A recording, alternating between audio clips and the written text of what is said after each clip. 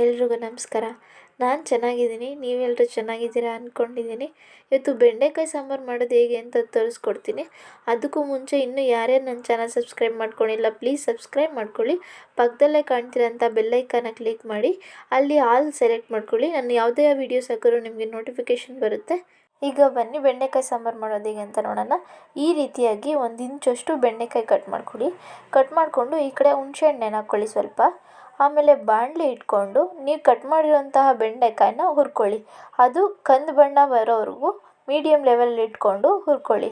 ಆಮೇಲೆ ಅದು ಹುರಿದಾದ್ಮೇಲೆ ಸೈಡಿಗೆ ತೆಗೆದಿಟ್ಟು ಸ್ವಲ್ಪ ಮಿಕ್ಸಿ ಬೌಲಲ್ಲಿ ಈರುಳ್ಳಿ, ಟೊಮೊಟೊ, ಕಾಯಿ ತುರಿ, ಸ್ವಲ್ಪ ಬೆಳ್ಳುಳ್ಳಿ, ಲವಂಗ, ಚಕ್ಕೆ, ಸ್ವಲ್ಪ ಮನೆಯಲ್ಲೇ ರುಬ್ಕೊಂಡಿರೋಂಥ ಧನಿಯಾ ಪೌಡ್ರು ನಾನಿಲ್ಲಿ 2 ಸ್ಪೂನ್ ಹಾಕ್ಕೋತಾ ಇದ್ದೀನಿ.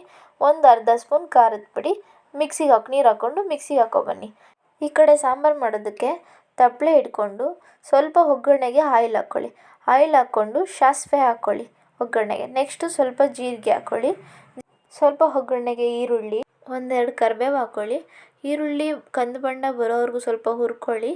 ಅದಾದಮೇಲೆ ನೀವು ಎಣ್ಣೆಲಿ ಹುರ್ಕೊಂಡಿರ್ತೀರಲ್ಲ ಬೆಂಡೆಕಾಯಿ, ಅದನ್ನು ಎಣ್ಣೆಲೇ ಸ್ವಲ್ಪ ಹೊತ್ತು ಬೇಯಿಸ್ಕೊಳ್ಳಿ.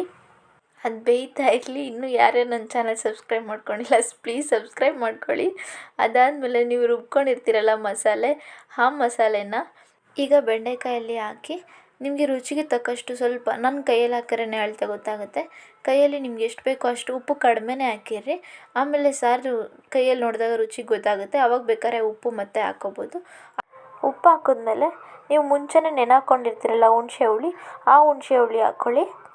ಆಮೇಲೆ ವಿಜಿಲಿಟ್ಟೆಲ್ಲ ಕೂಗ್ಸೋಕ್ಕೇನು ಹೋಗಬೇಡಿ, ಅದು ಬೇಗನೆ ಬೇಯುತ್ತೆ. ಮೀಡಿಯಮ್ ಲೆವೆಲಲ್ಲಿ ಇಟ್ಕೊಂಡು ಒಂದು ಪ್ಲೇಟ್ ಮುಚ್ಕೊಳ್ಳಿ ಸಾಕು. ಸಾಂಬಾರು ಚೆನ್ನಾಗಾಗುತ್ತೆ, ಒಂದ್ಸಲ ಟ್ರೈ ಮಾಡಿ. ಇನ್ನೂ ಯಾರ್ಯಾರು ನನ್ನ ಚಾನಲ್ ಸಬ್ಸ್ಕ್ರೈಬ್ ಮಾಡ್ಕೊಂಡಿಲ್ಲ ಪ್ಲೀಸ್ ಸಬ್ಸ್ಕ್ರೈಬ್ ಮಾಡ್ಕೊಳ್ಳಿ. Thank you.